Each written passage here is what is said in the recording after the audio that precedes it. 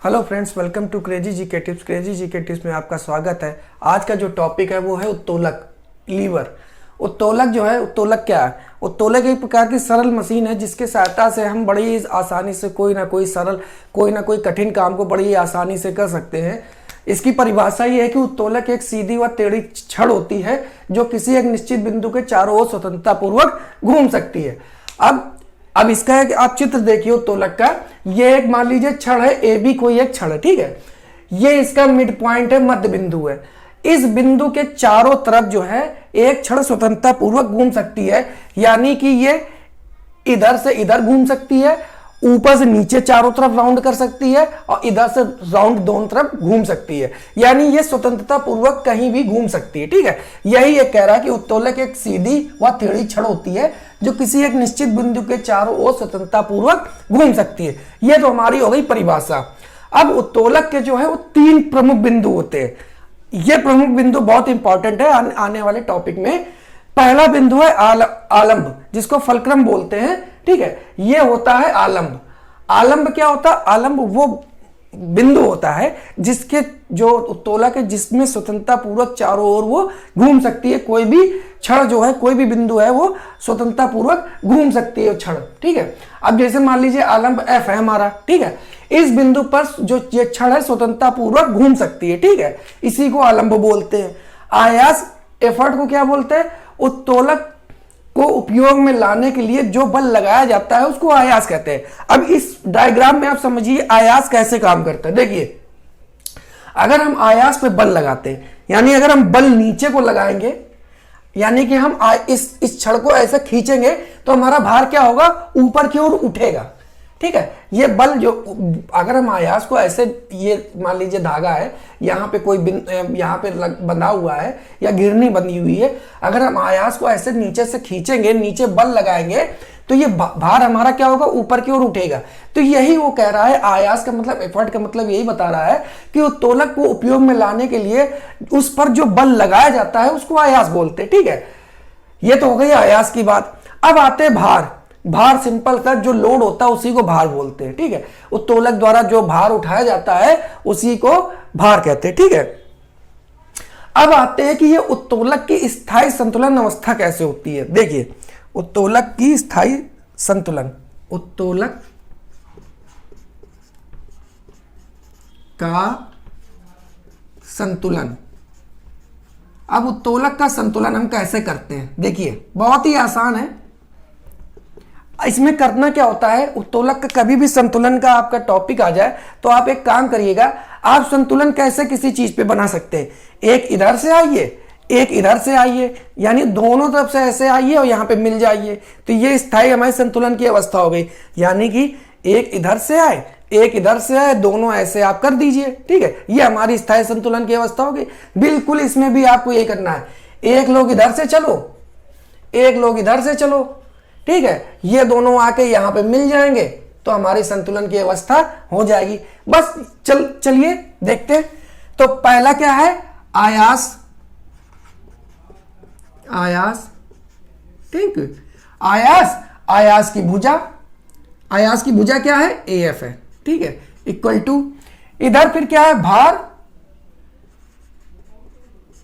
Into ये भार की भुजा, भार की भुजा, भार की भुजा,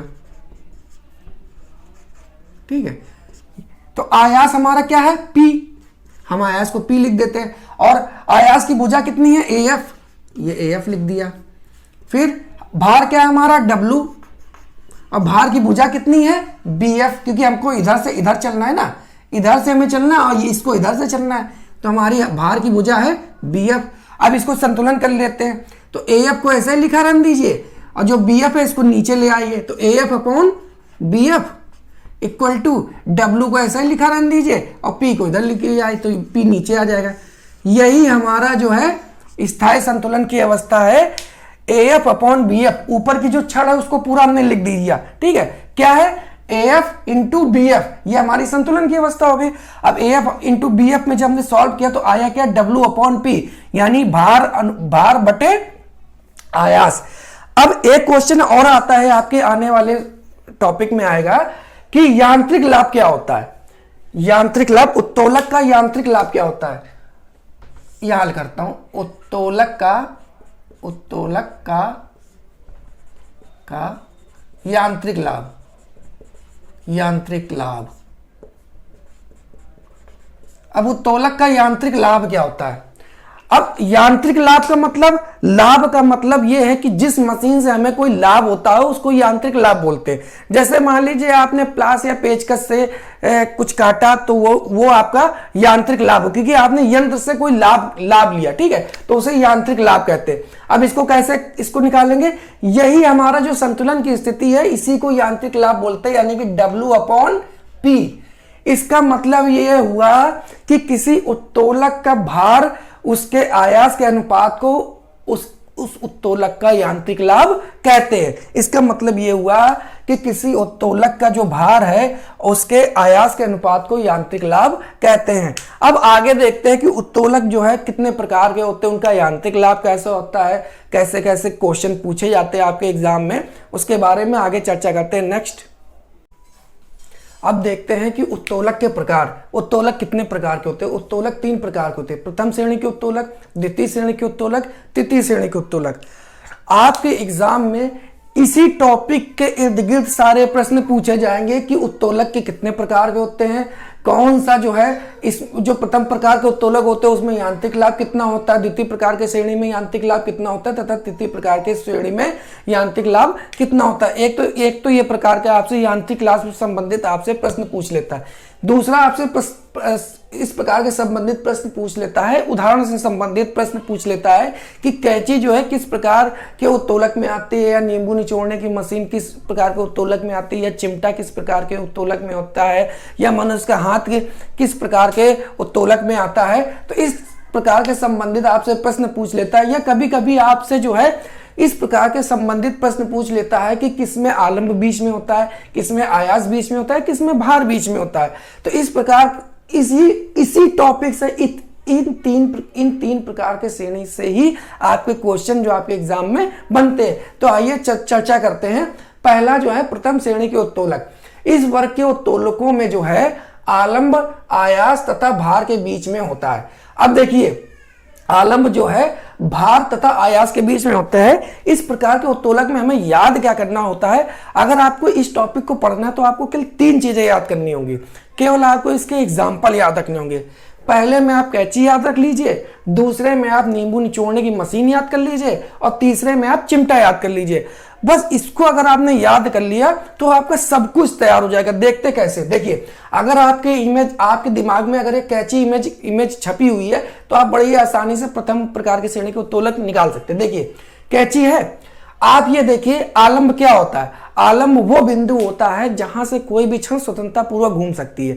और बता दें, इस प्रकार के ये जो तीनों प्रकार के उत्तोलक, अगर इनको आपको हमेशा क्लियर रखना है तो आप एक चीज हमेशा पकड़ के चलिए, या तो आप आलंब पकड़ लीजिए, या तो आप आयास पकड़ लीजिए, या तो आप भार पकड़ लीजिए।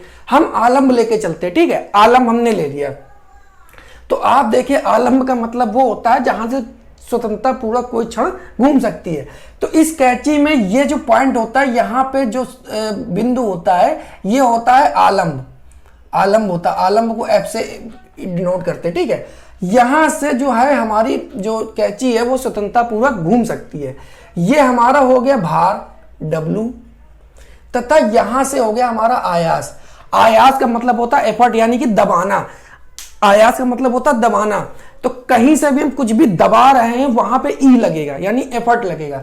तो हम यहीं से तो दबा रहे हैं, कैंची को यहीं से दबाया जाता है ना, तो ये तो हमारा ई हो गया।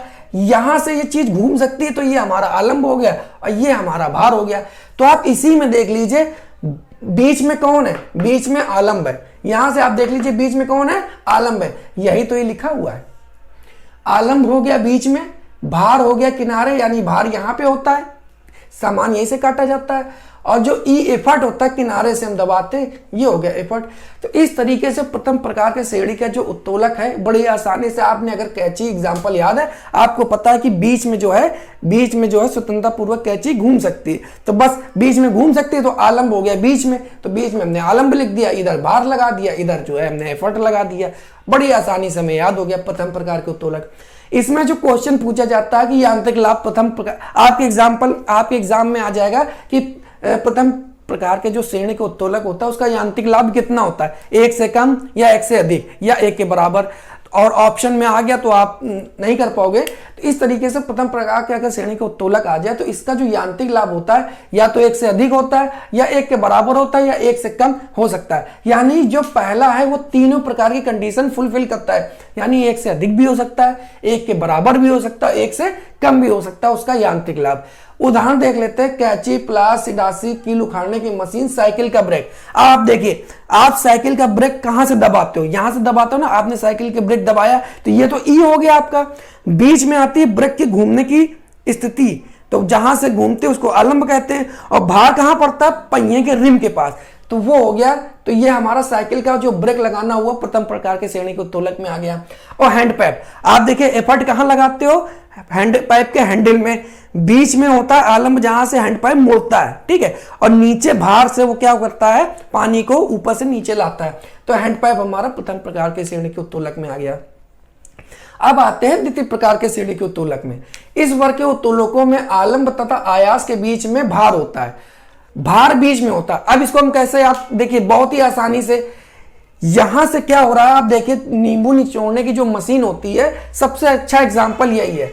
नींबू निचोड़ने की मशीन का जो आलंब होता है कहां से होता है, यहां से होता है, यानी यहीं से ये घूमती है ना। अब इसको ऐसे हम लोग खोलते हैं, बीच में नींबू रखते हैं और दबा देते हैं, ठीक है। दबाते कहां से, यहां से, तो यहां से तो हम लोग दबाते हैं, तो ये जो दबाने वाला स्थान क्या हो गया, ये तो ई हो गया, एफर्ट कर रहे हैं ना, तो ये तो ई किनारे हो गया, ठीक है। ये जो है यहां से ये घूम रही है, तो घूमने का मतलब आलंब हो गया, तो ये एफ हो गया, ये आलंब हो गया, ये एफ, ये तो किनारे हो गया। बीच में क्या है, बीच में हमारा भार है, तो ये हमारा भार, ये जो नींबू है ये बीच में है, तो नींबू बीच में हो गया, तो भार हमारा बीच में हो गया।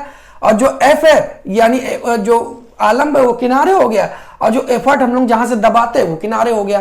तो ये जो हमारा है द्वितीय प्रकार के श्रेणी का उत्तोलक है। अब वो जो, अगर अब यांत्रिक लाभ की बात करते हैं, यांत्रिक लाभ द्वितीय प्रकार, अब द्वितीय प्रकार का श्रेणी यानी 2 है, यानी 1 से तो अधिक ही होगा, तो द्वितीय प्रकार के यांत्रिक जो लाभ होता है वो 1 से अधिक होता है। ये इसका जो है यांत्रिक लाभ 1 से सदैव अधिक होगा।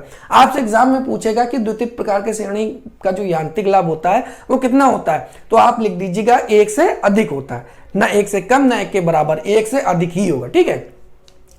अब आते हैं तृतीय प्रकार के श्रेणी के उत्तोलक।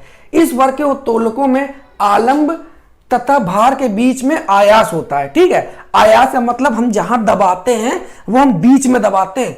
आप ये याद रखिएगा, जो तृतीय प्रकार के श्रेणी में, इसमें आप चिमटा याद रखिएगा, ठीक है। अब देखिए, ये तो हो गया हमारा भार, ठीक है, चिमटे में ये तो हो गया भार। भाई रोटी आप आगे ही से तो पकड़ते हैं, चिमटे की आगे से, या कोई भी आप चीज चिमटी से पकड़ते हैं तो आगे से पकड़ते हैं, तो ये तो हमारा भार हो गया।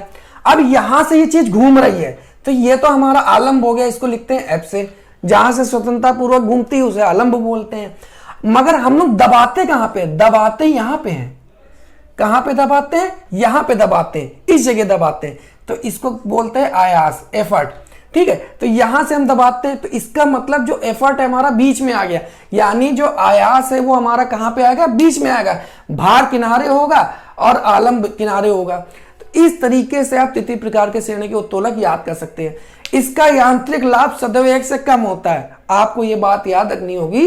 यांत्रिक लाभ जो है सदैव तीसरे नंबर का बंदा है तो कम ही होंगे उसके नंबर, तो इस तरीके से आप याद कर सकते हैं। तो इसका यांत्रिक लाभ 1 से कम होता है।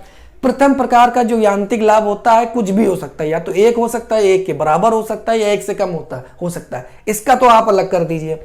द्वितीय प्रकार में श्रेणी में 1 से अधिक होगा, आपको ये पता है। और जो तृतीय प्रकार के श्रेणी के उत्तोलक वो तीसरी रैंक लाया, यानी कम लाया, यानी 1 से वो कम लाया है, तो 1 से कम उसका यांत्रिक लाभ हो गया। अब उदाहरण देख लीजिए, चिमटा, किसान का हल, मनुष्य का हाथ। इस प्रकार 3 प्रकार के उत्तोलक आपके एग्जाम में होते हैं, इसी से संबंधित प्रश्न पूछे जाते हैं। आपको केवल जो है इनके एग्जाम्पल याद रख लेने हैं। पहले में आप कैंची याद कर लीजिए, दूसरे में आप नींबू निचोड़ने की मशीन याद कर लीजिए, और तीसरे में आप चिमटा याद कर लीजिए। अगर आपने ये याद कर लिए तो इसी से संबंधित आप अपने दिमाग से सारी जो एग्जाम्पल है आप इसके निकाल सकते हैं। ठीक है, तो इस तरीके से जो आपके एग्जाम में जो आपके क्वेश्चन पूछे जाते हैं इससे संबंधित प्रश्न पूछे जाते हैं।